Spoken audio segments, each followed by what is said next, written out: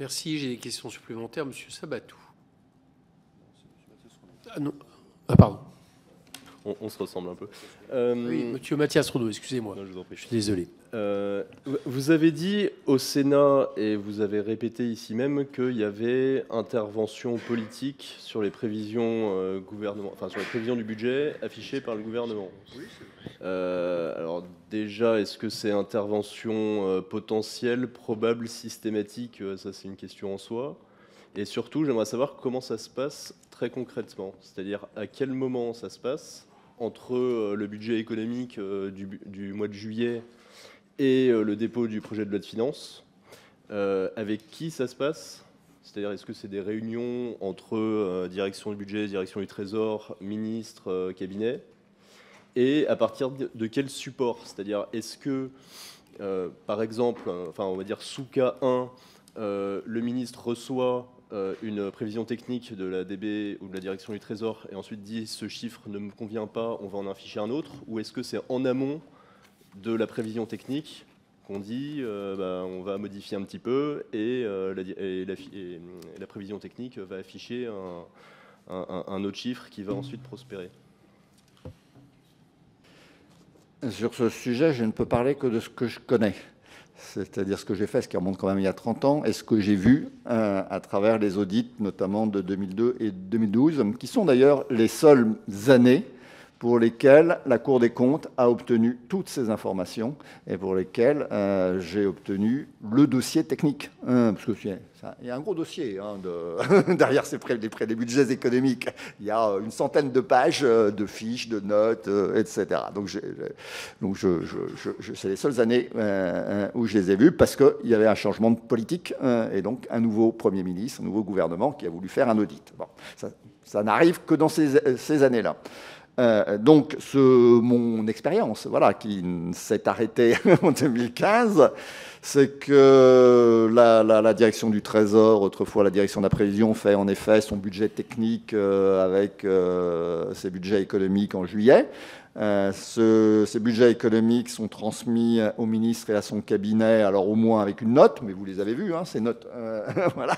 Il y a une note pour le ministre qui est envoyée, disant voilà à quoi on arrive.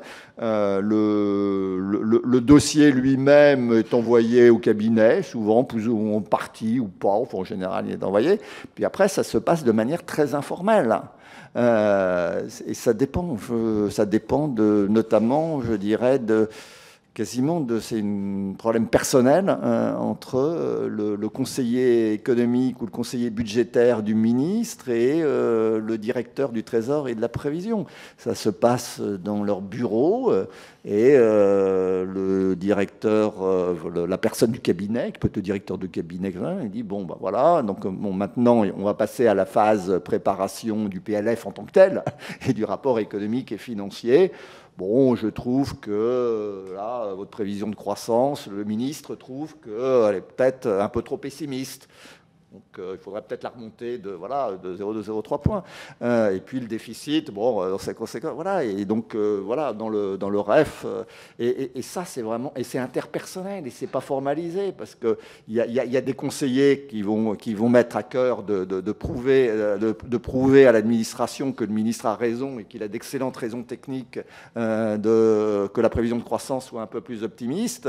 Puis, il y en a d'autres qui vont dire, c'est comme ça, le ministre a décidé. Voilà. Donc si on essaye d'objectiver, c'est à partir du moment où on constate un écart entre différentes prévisions techniques et la prévision affichée dans le PLF qu'on peut commencer à creuser et éventuellement interpréter. C'est ça le sens au-delà de ce que vous avez observé dans des années passées. Vous pouvez vous poser des questions. Après, ce qui arrive aussi, c'est qu'il y a des problèmes de décalage dans le temps. C'est-à-dire que typiquement, aussi quand même c'est important, typiquement les budgets d'été de la direction du Trésor, ils sont faits en juin-juillet. Donc ils sont finalisés, ça dépend des années, mais disons vers le 14 juillet. La préparation du PLF, elle s'échelonne après entre le 14 juillet et le 14 septembre. Il y a des informations nouvelles qui arrivent.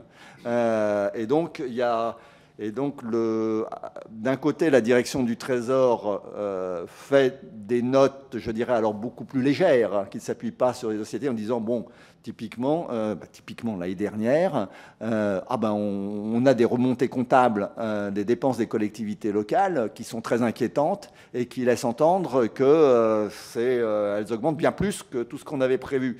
Donc, signale ça au ministre.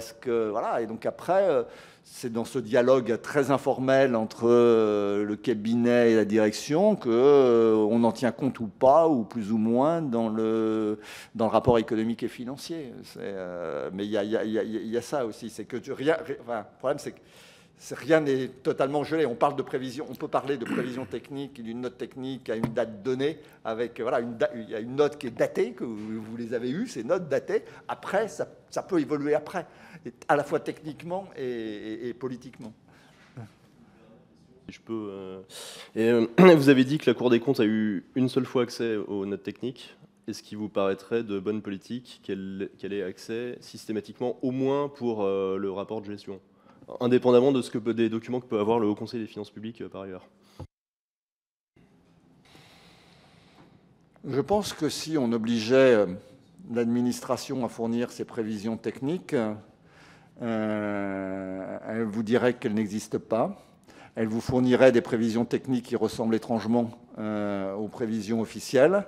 Et les prévisions techniques, elles se traduiraient par des notes sans en-tête, non signées. On appelle des notes blanches, j'en ai fait.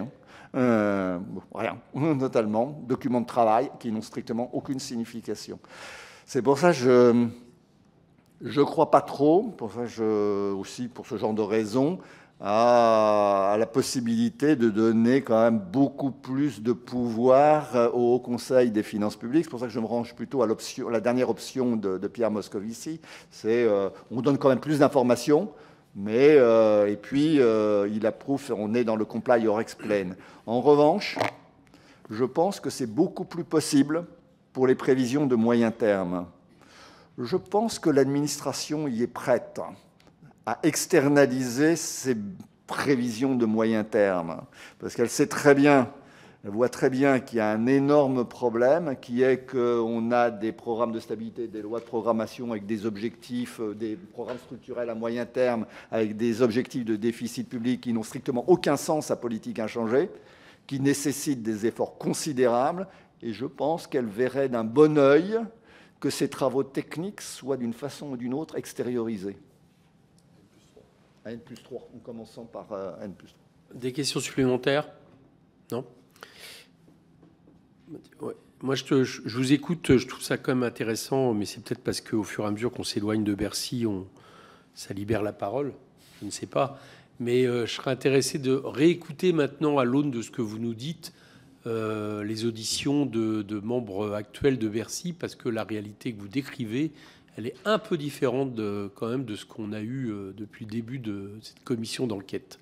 Voilà, il faut réécouter les choses. Et je note aussi, alors vous dites une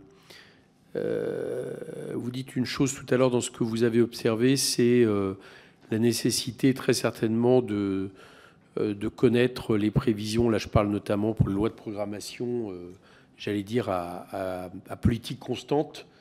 Je pense effectivement que ça serait utile de les avoir de façon à se donner un peu plus une opinion et un moyen de contrôle. Ça, c'est aussi ce que j'ai noté quand même dans vos recommandations et qui me semble effectivement très judicieuse. Merci, Monsieur Ecal. C'était vraiment très intéressant, votre audition. Merci.